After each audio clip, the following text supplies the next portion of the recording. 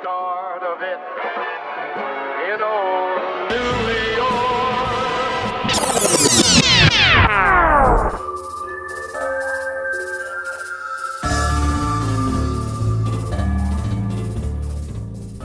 Hey, what's going on? It's your boy. Your boy is back. Tony. I'm back by myself. It's your boy. I don't know why people say that when they record videos, like you know who the fuck they are. Because more often than not, I have no idea who you are. I don't know why you're saying that to me. Just because you made some Instagram videos, you're not my boy, okay? Okay, Papa D. Okay, J Mac, or whatever the fuck name you go by. I'm my own boy, okay?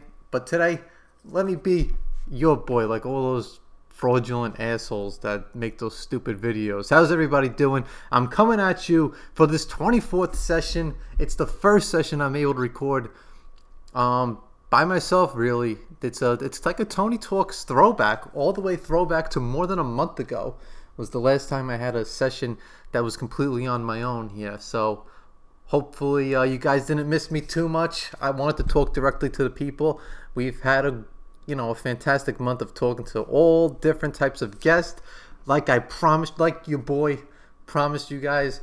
So hopefully everybody was able to learn a little bit, something here or there, had some laughs. We had the big cat on.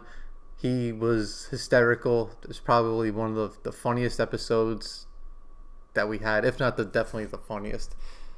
Cynthia McKinney came on yesterday. That was not yesterday, the last episode. That was on Monday. That was fantastic. It was kind of cool to talk. It was really cool to talk to her because she's somebody that I actually voted for in 2008. She was somebody that I told all my friends to vote for in 2008. And I used to preach about her being a real change because Obama was the candidate for change in 2008. That was the year he first got elected when he beat John McCain. But I used to tell everybody to vote for Cynthia McKinney because that would be a real change. Don't vote for him just because it would be cool to have the first black president.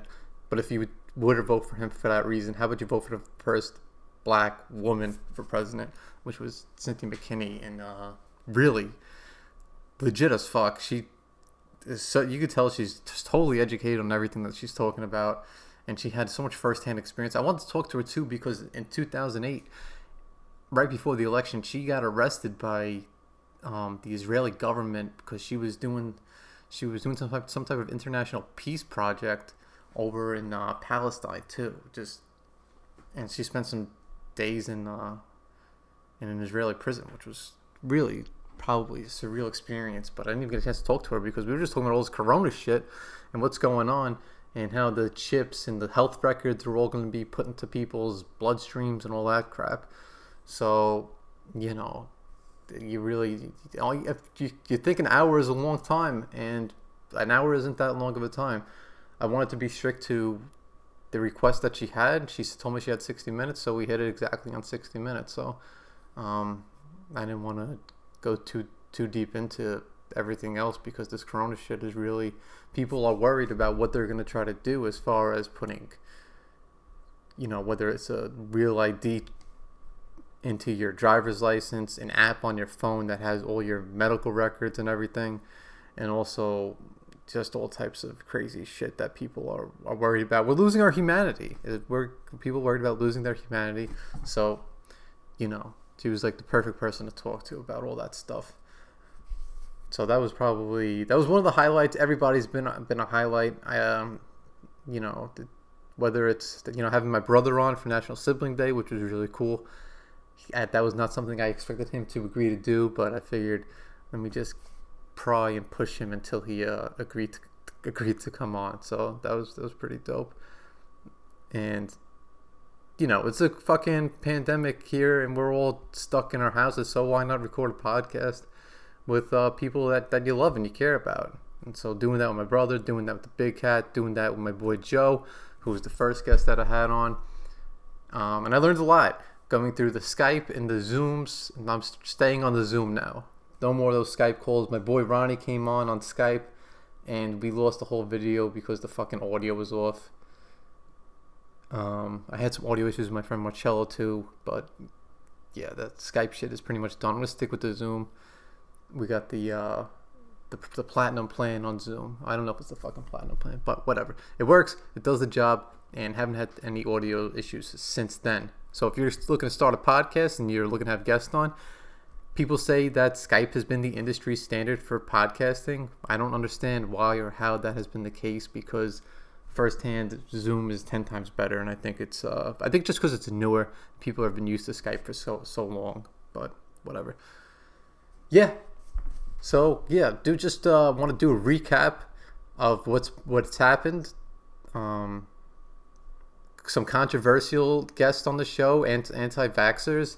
People give me all types of feedback from that. People give me feedback offline about why that's bullshit. So I'm going to look to set up a debate between a pro-vaccine person and an anti-vaccine person. And I would, because I'm kind of like stuck in the middle of it. I think there might be vaccines that are good, that have no side effects or next to no side effects. Everything has side effects. And I think we get a little bit lost with the side effects language too, because side effects are just effects. And they are to be expected with some types of medications or some types of anything that you take. It's just that some effects happen less often than others, so we call them side effects. But if you're creating, my thing is, if you're creating bigger problems than what you had to begin with, then it's not really a medicine, or it's not really, look, I don't know. I'm open to it. I'm open to vaccines. I'm open to being against vaccines. I'm open to a compromise where you're not jamming a bunch of needles down a 1-day-old fucking body, and they're brand new to the world, and you just inject them with a bunch of shit. I personally respond terribly to needles. I pass out almost every time. It's embarrassing. I have tattoos, so people say, hey, you have tattoos, so how do you not like needles? It's like, I don't like it. The tattoo is like it's drawing on the layer of your skin, your exodermis. I think your exoderm, whatever the fuck the outer layer of it is. It's pretty much just like hard, very strong drawing with like a pen or like a needle, but it doesn't go into my bloodstream or anything, so I don't freak out as much. It just hurts. I tell you, the worst pain I ever had was getting the inside of my arm done. That was the first time I was actually experiencing pain, and I was just outwardly showing it like, oh fuck, just hurry up and get this shit over with. But yeah, I respond terribly to vaccines. I don't care if it's a fucking little flu shot or if it's something else. I remember I had to get an arthrogram MRI done on my shoulder, and they were doing like a sonogram to see the inside of my arm, and they were watching the needle, and it was just fucking traumatizing. I felt like such a bitch because I was like crying. I was about to pass out, but I got through it. Yeah, so really, I'm looking forward to having more guests on the program. I'm going to be looking to do these probably about twice a week. I'm going to try to keep doing them as often as I can whenever I have an open day available. I mean, I did take on more hours at work recently, so that's why it kind of slowed down a little bit. But, even if I can't get my schedule to line up with somebody else's, I'll make sure I'm able to do these on my own. Be able to talk to you guys directly, because let's face it, this is Tony Talks. And, I'm here to talk to you guys, okay? That's what you guys tune in for every episode, and that's what I want to give you. And I know sometimes I have somebody on the show, and maybe you don't agree with them, maybe you do agree with them. I don't know what your prerogative is, but my prerogative is to talk directly to the people. And today's episode is Tony Talking with the People. So actually, that might be the title of this one. I'd like to come up with snazzy titles. I brainstorm for at least 15-20 minutes after each recording, thinking, what can I call this one? What should I call this one? And then, so maybe this one will be Tony Talking with the People. Straight from my microphone, my Snowball Blue microphone Ice, to whatever type of AirPods or whatever the fuck you guys are wearing. If you guys have any suggestions for types of guests that you want to listen to, please let me know. We've had, I just wanted to give a shout out to everybody that's been able to come on. And I'm sure we'll see some recurring guests in the future too. I'm trying to set something up with my buddy, the Big Cat, from the Big Cat King. How you doing? And my buddy Joe, to do some type of tri-cast where it's the three of us just, I don't know, it's going to be like organized chaos, because when it's the three of us, it's pretty much a lot of screaming, but I'm pretty good at moderating things. So hopefully hopefully I'll be able to do that for that one too. And yeah, We had some PhD holders on, the Dr. Julisse Morgan.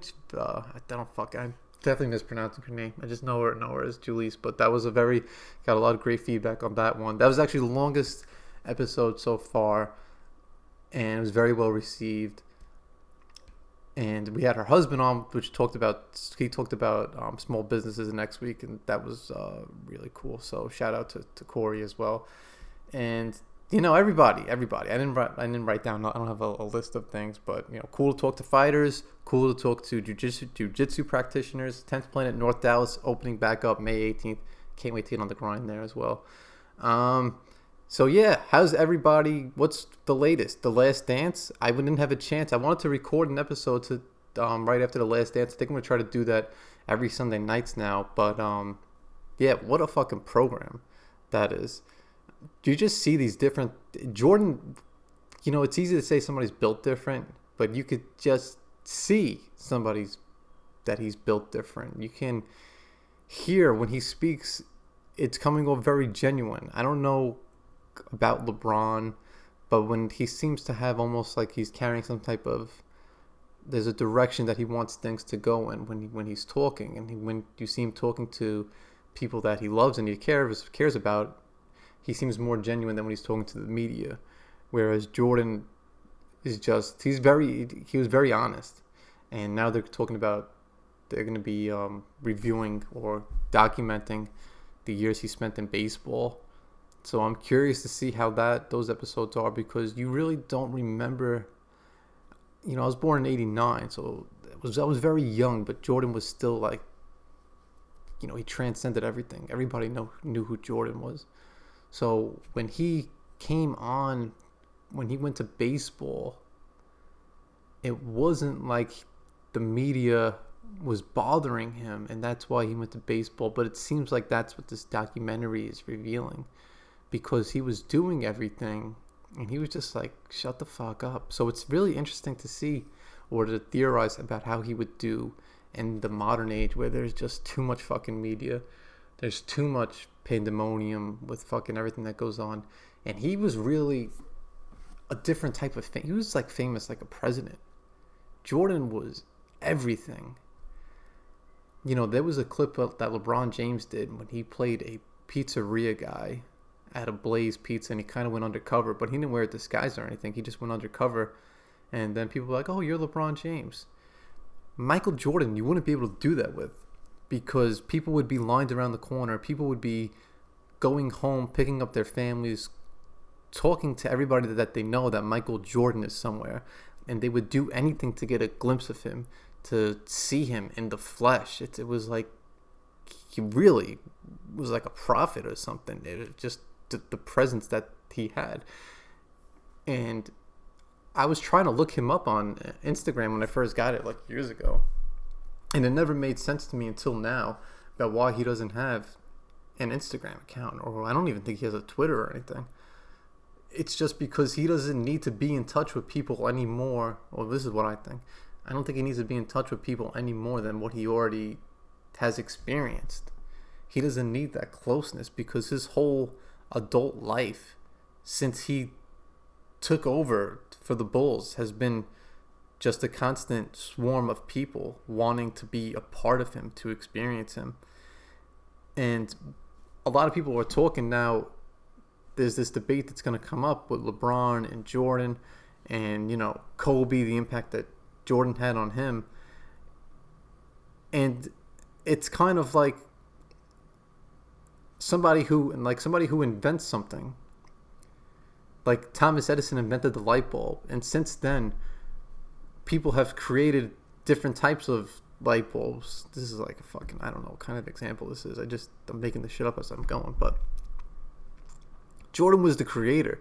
Jordan was like he wasn't the creator of basketball, and he got influenced by like Julius Erving and everything, but these younger generations that are playing now, like Luka Doncic, Giannis Antetokounmpo, LeBron, who knows how LeBron would be if he never saw Jordan. He wears 23 because Jordan was his idol.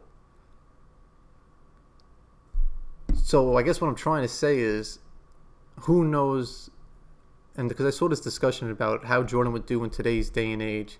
Today's day and age wouldn't be today's day and age in the NBA and in modern basketball without Michael Jordan, because Michael Jordan influenced Kobe Bryant. Kobe Bryant studied. He was the guy that people would study if you wanted to be like somebody. Really, be like Mike was a real thing, because his moves and everything he did, he was the first one to do a lot of the shit that he did. I'm sure he had influences, but to do it at the level that he was able to do it, nobody had done it previously to that extent. So it's weird to think how he would do in today's day and age, because the dream team and the evolution of basketball is directly related to how Michael Jordan performed in the 80s and in the 90s. And a lot of people talk shit about his run with the Wizards, but he really wasn't even that bad with the Wizards. He still averaged over 20 points a game, and he had a bad injury, and the team was like in the playoffs before he got hurt. So I think he gets a lot of shit for that, but he still was a top performer when he was on the fucking Wizards. He made the All-Star game both years when he was on the Wizards. It wasn't like a joke like how people think of it now. He was in the top 5 in scoring in NBA. I remember I was watching clips of him being on the Wizards going up against Tracy McGrady. I think he was on the Magic at the time, and he was averaging over 25. But then when he got hurt, his average dipped down a lot. You know, that's what happens with the body when it gets older. That's what happens, guys. That's what happens with the body when it gets older. And, you know, speaking of the body, you know, the boy wonder is back, everybody. Tony, the boy wonder, talks, is back because I shaved my fucking beard, the quarantine beard. I couldn't do it anymore. My allergies are so horrendous. I just had to, because I felt like every time I was going outside, when I would come back inside, I would just feel itching in my nose, and my whiskers were just irritating every part of my face because it was all shit or particles that were in the air, allergens that were just driving me fucking crazy. So, whatever. The boy wonder's back, and I'm happy to be back, and it feels nice to not to have the beard and not have to worry about maintaining that thing right now. So, happy to have that. Is everybody going back to work? Texas is opening back up. You know, Texas is opening back up soon. So we'll see how that goes. And I'm sure we're gonna have like a few experimental states. Fortunately, I am in one of them, to see how they respond when they have businesses and people come back together in small crowds, or however the fuck it's gonna go on. I don't know how it's gonna go on, but we'll see. Yeah. So, you know, are businesses gonna keep people at home and save money on office space in the future? That's the question here, because it really seems like as technology's been evolving, as we've been having more and more of these tools that people can sort of close the distance without literally or physically closing the distance, you know, tools like Zoom. And we have these fucking face-to-face technologies where we don't actually have to travel to places to have meetings. And businesses have been doing these. And this is something that I thought my last job could have done so fucking, like, every day. You could have had meetings on Zoom. Like, having the in-person business is going to become a relic of the past.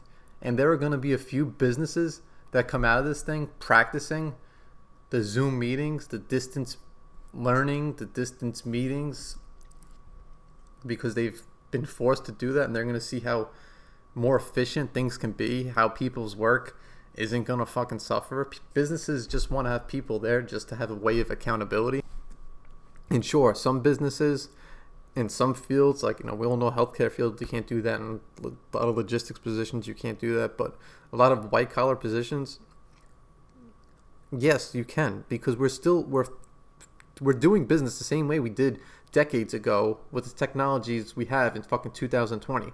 We have phones that could measure our fucking pulse, that we could. I've been chatting with my family back home more often now than I did before the fucking pandemic, just to constantly be checking and seeing how everybody's doing. Yet we're still having these archaic systems of business in place and these archaic systems of meetings. So we need to have a 2020 model of business to match the 2020 model of fucking technology, because we're still doing business like we did years ago before any of this technology existed, which doesn't make any sense. We're so underutilizing technology that whoever there's going to be a race, more and more races for innovation that come out of this fucking pandemic shit, to further along modernize how the hell we're able to, have meetings and just have that day-to-day business. You could fucking sign things over the internet now. You could share your screen, go through a PowerPoint, whatever the fuck you want, over on my computer. Everything is on computers now. Everything. My last job, if the internet was out, you're pretty much useless. You could go, you go for a walk. So, get it together, planet Earth. We're gonna catch up, all you fucking all the businesses out there. And let's see what else is going on with the world. Elon Musk had a child with his girlfriend. God bless him. That's such a good story.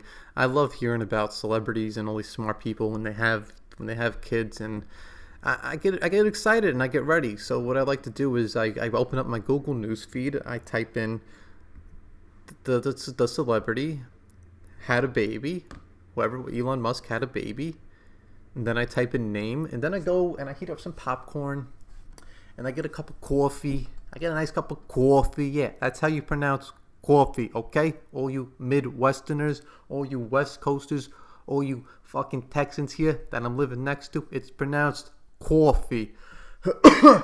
E, okay? Got it? E, okay? That's how you pronounce coffee.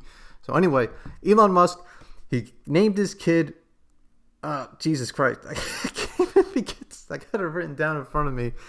It's the number, not the number. It's the letter capital X, and then it's like epsilon or some type of Greek symbol, which it's like an A and an E next to each other. Then it's a capital A -12. And what? I'm just at a loss for words trying to explain this. So the tweet came out from Elon's girlfriend. X is an unknown variable. AE, my elven spelling of AI, love and or artificial intelligence. And A-12 is a precursor to SR-17, which is their favorite aircraft, which it doesn't have any weapons or defenses, it's just speed. Great in battle, but non-violent. Then A is Archangel, which is her favorite song, and then there's swords and a mouse, and it says Metal Rat. Yeah, that's a great explanation, but none of those things are a fucking name. Those aren't names. You don't name your kid your favorite songs or variables or, your favorite aircraft. I have my F-16 Thunderbird. I'm gonna change my name to that shit. This poor kid already has enough pressure coming into the world and having like the smartest guy alive be your father. And now you're gonna, they didn't announce how to pronounce it. Oh, who the fuck? You thought Northwest was bad. You thought Kanye and Kim could not be outdone with Northwest. But Elon Musk said, hold my creative genius beer, and I'm going to give you A12 Archangel, Metal Rat, fucking favorite aircraft, SR-17. Who the fuck? Okay. Northwest looks like Tom Jones, Brian Smith, John Henderson, whatever the fuck, compared to this child, those symbols, last name Musk.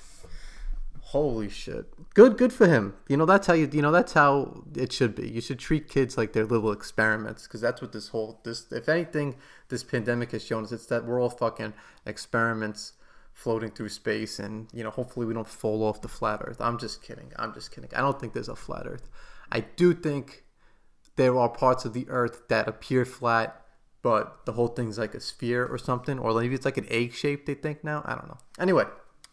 You start at one point, you keep going around till you get back to the point you started from. We got a big UFC coming on this weekend. UFC 249. It's actually happening. I haven't posted anything about this because I just got tired of posting UFC shit and then the whole fucking thing getting canceled. But this is like, they just tested, Tony Ferguson put the video on his Instagram of him getting tested for the coronavirus. So they're actually testing these guys for the coronavirus in Florida. Of course, Florida is the state that's going to say, fuck it, we'll put it on in Jacksonville. There's that governor, I fucking, who is the governor of Florida? Trump talks about him a lot. I can't remember his name. But the California governor called Dana White and said, let's not, oh no, he didn't call Dana White, he called Disney, who called Dana White and said, let's not do this. Florida governor, fuck that noise. We'll fucking hold it.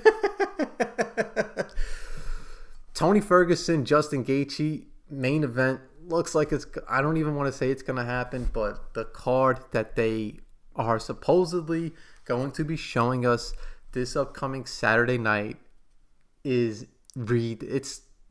got to be the best card like I've ever seen, with the exception of maybe UFC 200. But this card you have Tony Ferguson and Justin Gaethje. People get mad at me too when I talk about UFC on here. But listen, sports has been in hiatus. We've been getting a holdover somewhat with The Last Dance for the last couple of weeks. Great documentary. It's awesome watching those old Jordan clips and watching the cerebral assassin that he is. But now we're going to get 2020 sports resuming. Somebody had to be the first one to start off. It makes sense that it's the UFC. So we're going to get to our 2020 sports up and going again with an amazing card. If you never watched UFC, or if you haven't watched MMA and you want a good intro, I cannot think of a more stacked card in recent memory since UFC 200. This is 249. That's almost 50 UFCs ago that may have had a bigger card than this. But this one might be bigger because the matchups are insane. Justin Gaethje, Tony Ferguson are just two straight up assassins. It's going to be really interesting. Tony Ferguson gets hit a lot, but he just seems to enjoy pain and seems to enjoy putting it on his opponents even more. 12 straight wins. Hasn't had the interim title stripped from him before. He's fighting for it again, but who the fuck? You can't take anything away from him. This is as big as a title fight, as any title fight. And Gaethje is like an amazing matchup as far as like a violent matchup where you're gonna see some fucking entertainment. This is it. And then you have the co-main event is two of the most high level fighters in fucking history, with Dominick Cruz, who hasn't fought since 2016. And Dominick Cruz preaches that there's no such thing as ring rust, and he is a legend. If you don't know who he is, he's a legend of the UFC, of the smaller divisions. He's probably the best bantamweight of all time. When you look at the whole body of work of all the resumes of people who have had the bantamweight title, he probably is the GOAT in that division. And he is fighting Henry Cejudo, who beat fucking Mighty Mouse, TJ Dillashaw on the EPO, and is a Triple C, the fucking gold medalist. That's high level MMA. And you have the guy who hasn't fought since 2016, is potentially the GOAT in the weight class, and who preaches that there's no such thing as ring rust. You could get back in there because you train and fucking fight anybody. So what a matchup that is. And then you got Francis, that's for the title.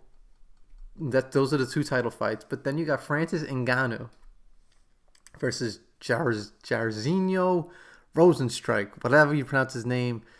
I don't think he's lost yet.